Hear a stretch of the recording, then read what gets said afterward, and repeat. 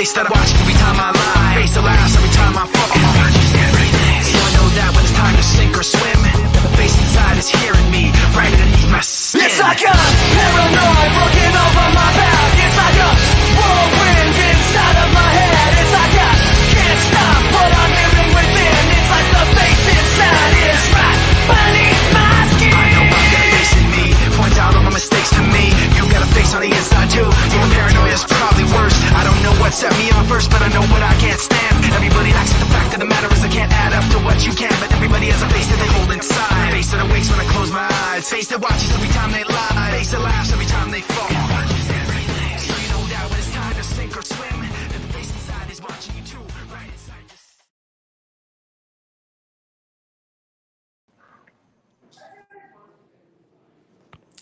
your... Go ahead. Yeah, adjusting your mic. Because I can't hear you. What's up, guys? You guys hear me now? Yeah, I can hear you. What's up? All right, cool. Little hype video. Get us started. We got Tyler Conklin, the man with the beard, the man with the tattoos, the man with the long hair, the dark face shield. My guy is Zach Wilson's comfort zone right there. Tyler Conklin, man, number 83, New York Jets tight end. Welcome to Jet Lounge, man. Appreciate you coming on. I know your time is valuable, so we thank you, brother. Yeah, man. Appreciate you guys having me. Yeah, no doubt, Tyler. I appreciate you. I know I've been tweeting at you, and you responded. So you're definitely the man, and I know your time is valuable. You don't got too much time, so we're gonna get straight into it. And for all you guys listening, this is the first of many times we're gonna continue to do stuff like this. So get straight into it, Tyler. Obviously, I know basketball was your main sport growing up. That's what you wanted to do. And I've seen it in past interviews where you played high school ball. You was a baller. I've seen the stats. You was killing it. And I know you didn't play football until your senior year. You even played college ball your freshman year and until you walked onto the football team in Central Michigan the year after that. Can you talk a little bit about how that transition from basketball to football went and how basketball helped you be so successful in football?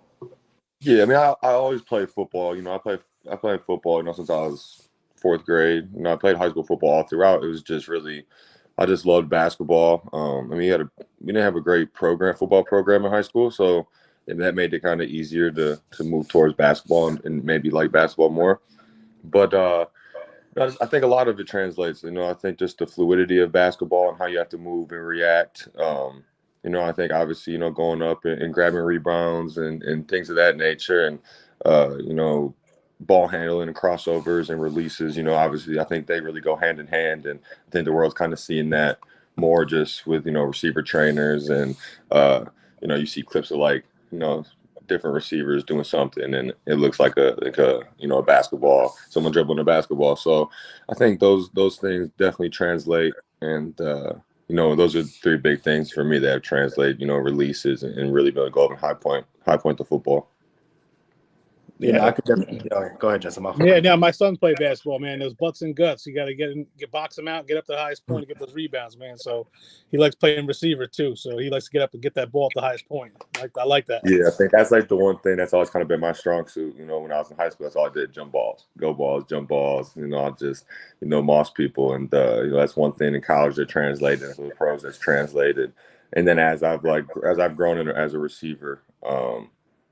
I think the releases in basketball is something that's kind of really stuck out and be like, okay, like this is really the same thing. You just got to, translate to a football field instead of having a basketball. So, yeah. Speaking of mossing people, we got some good receivers on our team, and I know you played in Minnesota where Moss was mossing people, and they got a special kid over there who's made that jump to being a superstar. Do we got one of those guys on our team that can maybe even eclipse that? What do you think? Yeah, obviously Justin's, done, really impressive things so far in his career. But I think the receiving core we have here as a whole, we have, first Elijah Moore has, all the ability in the world to do whatever he wants to do. Same with Garrett Wilson, just being two young players that have, unlimited talent, and the sky's the limit for both of them, honestly. They're different players and different receivers, but, they both move freakishly in their own ways. And then you got Corey, Corey being, obviously been in the league longer, than those two and kind of already solidified himself. But he's a heck of a receiver. Obviously, you know, a bigger guy that, you know, still moves, you know, crazy well and can go up and be that, you know, that bigger threat too. So I just think overall what we have as a receiving core, and you know, I can't forget about like Braxton, and we just have so much talent and so many receivers on this team that, um, you know, we got just so much potential. I'm just excited to, you know, get out there and start seeing it all kind of, you know, play itself out. Us too, man. Go ahead, Benny. So obviously you came into the league in the 5th round uh, from the Vikings. Obviously, can you talk a little bit about the pressure you felt going into training camp, knowing that those later round guys don't necessarily get all the opportunity needed in a long time to show what they can do? It's like you got to make your mark right away. Did you feel pressure going into your first training camp? You know, my whole journey in, you know, being a walk on in college to being a 5th round draft pick, everything's kind of, you know, looking back at it, everything happened for a reason. You know, being a walk on is kind of the same situation. You get there and, you know, coaches recruited their guys to come play, you know, at Central Michigan. So, you know, they're going to have a little more opportunity to play and, you know, play well over a guy that just walked on because the coaches don't have any, you know, tie to you being there. And, you know, when I got my opportunity at Central, I made the most of it. And, you know, it's kind of the same thing as I got into the NFL. It took me a while to get opportunity. Obviously, you had Kyle Rudolph, who was a Pro Bowler my first year. My second year, they draft Irv Smith in the 2nd round. So you know, Kyle Rudolph, who's getting paid a good amount of money, and Irv Smith as a high draft pick. And you know, I kind of just the odd man out and didn't get much opportunity, and it was frustrating for me at times because I always knew what I could do, and uh, you know, it just for me it was always just do the right thing, handle your business, keep working on your game, and eventually when it comes, it comes. And I think for me it couldn't have pieced together better. You know, going to my 3rd year, I'm kind of still in the same boat I was in my 1st and 2nd year, not getting much opportunity. You know, you start getting labeled by media and fans, oh, he's just a blocker, he's just this, he's a late round guy, he's a 5th round guy. And you know, you kind of just ignore all that stuff and keep working. And at the end of my 3rd year, you know, Kyle got banged up a little bit, and I got a chance to play just me and Irv the last 4 games of my 3rd season. And, you know, I played well, and, you know, I think I finished in the last 4 games with like 190 yards and a touchdown. And, you know, then that kind of moved into, you know, year 4 where it's going to be, you know, Irv and me. You know, Irv was, you know, going to be their guy, and I was going to be the 2. But in the offense, being similar to what we run here in New York, you use 2 tight ends. So I'm like, okay, I'm going to have a good chance going to year 4 to, you know, be in a 2 tight end system, get some numbers, get a chance to get to another contract. And, you know, Irv ends up getting hurt in the last preseason game, missing the whole season.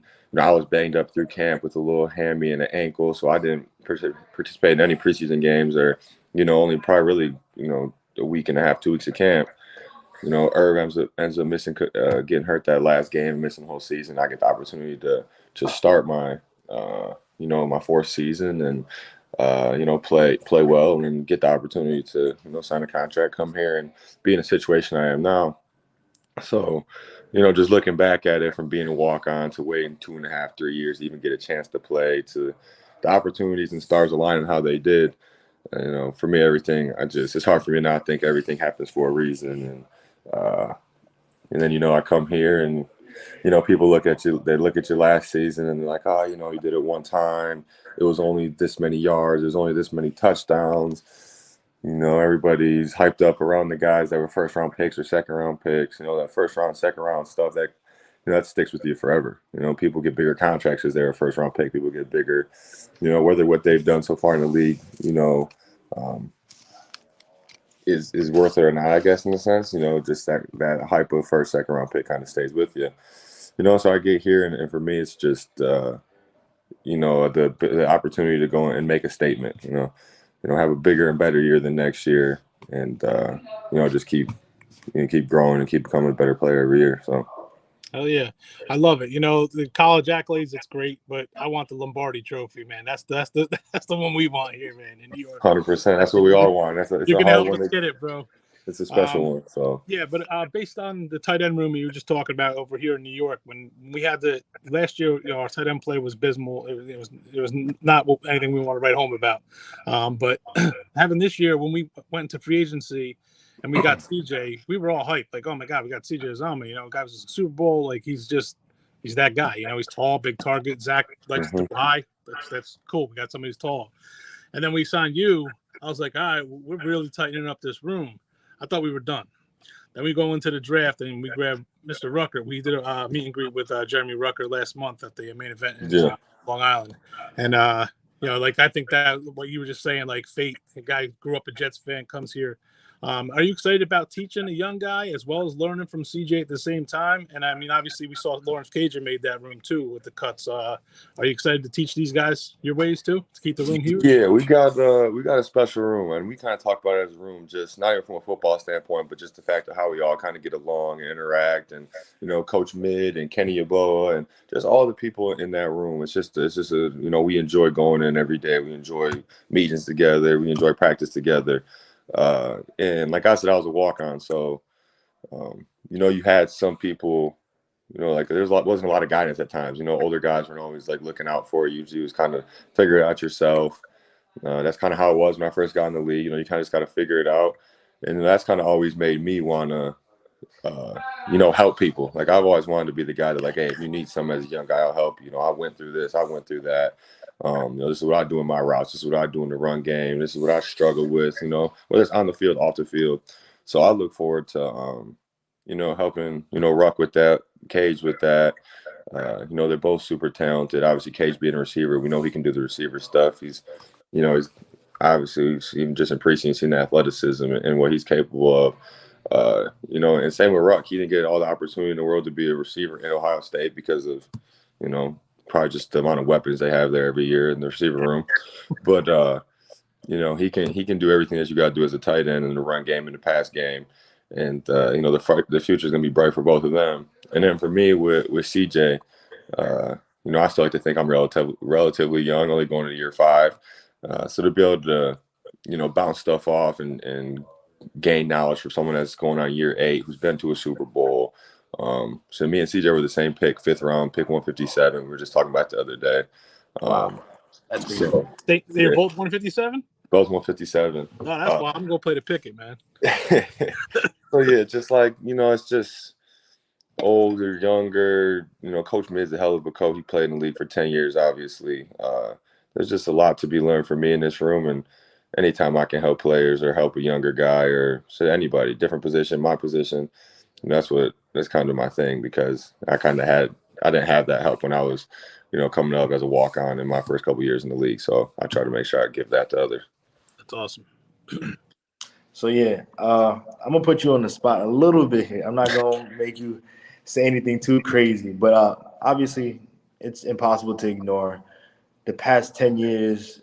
The New York Jets haven't necessarily been a model franchise. There's been a lot of ups and downs, obviously, throughout the past 10 years. And not only the fans, but I'm sure the organization itself is eager to start winning and start because I feel like everyone says it. There's no better place to win rather than in New York because of the fans, because we're so passionate and everything of that nature. And I know guys like C.J. Mosley, Braxton, and guys like that have been vocal in saying it's not a necessarily playoff mandate, but the expectation is to be there and have a legit opportunity going into the playoffs at the end of the year. Is that sentiment throughout the whole locker room? Do you share that same sentiment? Yeah, I honestly think we do. You know, as a unit, I think even the young guys that just got here, I think from the people that I've talked to that were here previous years, you know, everybody says the feeling and, you know, it's just different, right? The feeling around the team's different. The feeling having the locker room's different. Practices are different. You know, I think there's a confidence about us that, yeah, obviously it's been 10 years since, you know, we've won the games that should have, you know, won enough games, but that's the beauty about the NFL. It's always about what's happening right now, right? You see the Bengals going to do what they did. They haven't won games in forever, and they go to a Super Bowl, and the whole narrative changes. And I think we know as a unit that we have the talent in our locker room that we need to win the games, and now we just got to go out there and improve it every Sunday. Because, you know, I was in Minnesota. I was part of a team that had a lot of talent, you know, offensively, defensively, and we made the playoffs one time in 3 years. We underachieved, you know, as a team there. And now we're here and we have a shit ton of talent here. And at the end of the day, the talent doesn't matter. We got to go come together as a team and figure out ways to win every single Sunday. Because at the end of the day, the gap isn't that big from team to team in this league, right? Games are usually decided between 6 and 3 points. You just got to figure out how to win those games and, win the close ones, win the tight ones, and just to come together as a team. And, you figure out how to do that, and you're gonna start winning games and getting to the playoffs and doing the things that the fans want us to do, that the organization needs us to do, and things that we want to do more than anything. Because at the end of the day, we don't want to lose either. So, nobody likes losing. It's not like we're losing games and we're happy about it. Like nobody likes to lose. We're doing everything possible that we can to make sure we don't lose. And now it just kind of falls on us to go out there and win games. That you will do, brother. We during the draft and the offseason, we had our spaces here at the Jet Lounge, and we did a lot of contemplating on who we would draft and stuff like that. And then when we got Brees, we were super excited. Obviously, he's a super talent. But the other thing we were thinking we were trying to get in the draft was a linebacker, and we didn't. But then we wound up getting Quan Alexander. Now you go battle against the linebackers all the time. Was there a big change in that room and the guys that were covering you when we got Quan? I know CJ's been there, and Williams and everything, Quincy. But has that changed the outlook of the way the linebackers are playing with having a guy like Quan added to the team? Yeah, I think the thing that Quan does is he just brings. I think everybody's heard about it, just the energy he brings as a linebacker. He's a winner. He's won. He's been in playoff games. He's won games. He's won big games. He's been a part of that. He loves football. Like in practice, he's talking crap. He has energy. Like you can just, it's contagious when you're around guys that just love playing football and have that swag to them while they're playing the game. Because at the end of the day, this is it's a tough job and whatnot. But if you don't enjoy doing it, you don't have fun, then it's it's going to be tough to be successful at it. And he just comes out there every day, and he's a heck of a player, obviously, but just the way he approaches the game and, the swagger and just the vibe that he brings, I think is huge. Because, you already got obviously CJ in there, who's a hell of a leader, hell of a player. Then you get another player like that with Quan, but I like to say Quan's just got a little more like he's just his swag. He's just got that little juice to him, and then obviously you got. And I think that's a good room in general. We got linebackers that can do both. We got linebackers that can run. We got linebackers that can fill the A gap and hit, that can cover. We just got a good mixture in that room. And I think Quan was a hell of an addition. And talking about swag, there's no one more swaggy than Sauce. With the nickname Sauce, you gotta have that. He's a rookie, granted, but there's expectations with what come with being the 4th overall pick, but he seems like he's ready to embrace everything. All the practices that I've been a part of, Sauce is the first one out, one of the last ones to leave the field. What do you see in Sauce, and what do you think makes him so special as a player and as an individual off the field as well? I think the first thing that makes him special is that he's from Michigan. I'm from Michigan. He's from Michigan. That's just the way it is out here. But no, I think you hit it. I think you hit it right there. With being the 4th pick in the draft, like obviously stuff comes with that. Obviously in football, no matter how good you are, where you're picked, who you are, there's going to be good days, bad days, good plays, but bad plays. But like you said, he's the first. Every practice you've been to, he was the first one out there. He was the last one to leave. He's always working on his craft. He wants to be the best. He talks like he wants to be the best. And that's what you got to do, and that's what you got to do, especially as a the DB position. As a DB position, you got to talk. You got to be confident. You got to have a short-term memory loss. I mean, he hasn't gave up a touchdown in a long time, but at the end of the day, at some point, something's going to happen. And as a DB, you got to be, overly confident, overly, just swaggy and confident in what you can do on the field. And I think he has all the traits to, do whatever he wants to do in this league. It's just going to come down to every single day, every single game, every single year going out there and doing it. So. Well, if you got him awesome, do it when there's no cameras around, all right? I've been waiting for my opportunity to get out there with Sauce. Yeah, and what about the what do you expect from you this year? Are you obviously you want to do your best on every play and every down, but do you think that you can make this jump to hit that the Pro Bowl unless we're playing in the Super Bowl?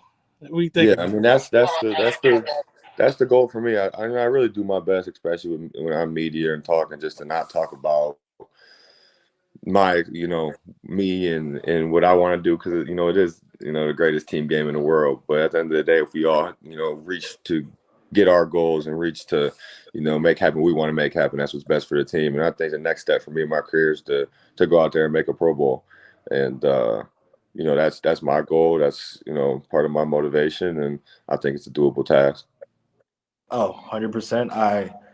When we signed you, I think you were one of the most underrated signings from the beginning. When everyone's like, we got Lincoln, we got CJ, but Conklin. And then throughout the offseason, people have really started to realize the type of player you are and the player that you can be. And not saying it's just because as a Jets fan, but seeing the trajectory of your career and how humble you are as an individual, I only see positive things moving forward. I only have two quick things for you, real quick. Um, First things first, I know you kind of hinted at it a little bit before, but what do you believe is going to be the identity of this football team moving forward? What should Jets fans expect to see every Sunday? Because in past years, there's been times where it's like we're playing teams, and by the second half, the team kind of quit, and we're moving on, looking forward to next week. What kind of brand of football are we expected to see every Sunday now? Yeah, I think you can expect to not see that. I think that's going to be the number one thing we are as a team is, we're never going to quit. We're never going to, go out easy. I think that, the all gas, no brakes really is a cliche, but it's true for us. I think that's how we practice. I think that's how we work out. I think that's how we are as a team. That's our mindset is that, we're all gas, no brakes. We're balls to the wall in that, I think you're just going to see a style of play where you can tell that nobody's quitting. We're never going to stop, winning, losing. You're going to get everything from everybody on this team. And, I think we're going to play with a swagger and a violence, that's noticeable. I think the coaches do a great job of allowing us to play with our style. And I think that's going to really show this year. And that's perfect I love the way that you ended that question. That response is because talking about this offense, I know this offense is kind of complex and it's creative. Uh, what do you think about Coach LaFleur and how is he going to get the best out of you? Yeah, I love this offense. Like I just said, I love that. It's a great system. It's a system I'm familiar with in a sense, but they let us play with our style. They let us, add our sauce to routes and to, kind of, be ourselves and have our own personality within the system. And, obviously being a pass game guy in San Fran and seeing what kiddos had the ability to do there was big, and exciting for me, coming here. But I just think it's going to be a good offense for us to be able to, for all positions. It's the running backs. We got to run the ball in this system. You have to. And we got the running backs to do that. We got the receivers to play downfield, and we got the tight ends to, do everything that we got to do since we do have to, block, pass protection, short game, deep. So I just think it's an offense that can really highlight everybody's, strengths. And I think, coach is going to do a good job of highlighting each person's strengths.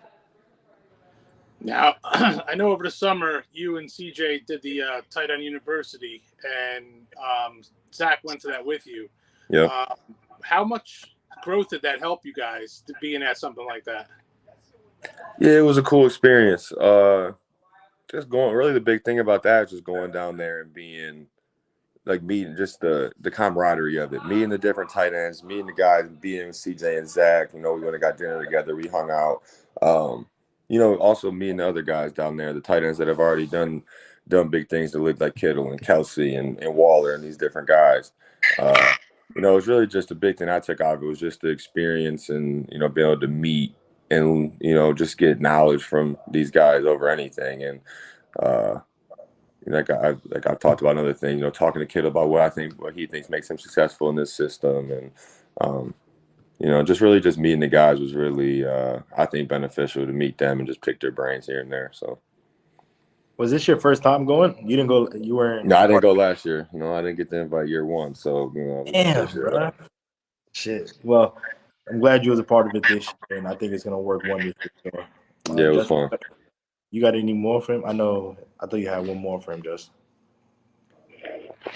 Now I'm trying to bounce in between work. Conk, my bad, bro. You good? I'm trying to do I get it. I just flew back to Michigan for about a day and a half. That's why I was like, man, I can hop on. I can do the call. But I just got a lot going on. I just got off the side table. I've been trying to run around and try to see everybody for the little time I was home, see my mom and everybody. So I get it. Yeah. Hey, real quick, trying to keep it fun too. We talk football. What kind of music you listen to, man? I listen to everything. I listen to a lot of rap and whatnot, especially if it's pregame, working out, stuff like that. A lot of Lil Durk, Future, Young Thug. Yes, sir. Yes, sir. I would listen to everything. It really just depends. Cool. That's probably the main stuff I listen to. My dad, like growing up, my dad listened to a lot of, like rock and whatnot. So at times, I still do that. Or if I'm out on the boat, I still listen to country. I mean, I really listen to everything. I listen to R&B, really anything. So want to know our guys, man. We want to know. It really just depends on my mood, man. Cool. Depends on the mood. A fun thing we also do in the Jet Lounge too is we like to have our battles about pizza. Have you had some Jersey and New York pizza that you I haven't had that much yet. So I went to a place in New York. Was it Joe's? There's probably a million Joes in New York. It's one of the places they got a bunch of like famous people hanging up on the wall and stuff. Little stuff. Oh, you're talking about Little Italy, Vincent's. It might have been. It might have. So I went there. It was pretty good. But actually, there's a place out in Jersey called Clementines. Clementes.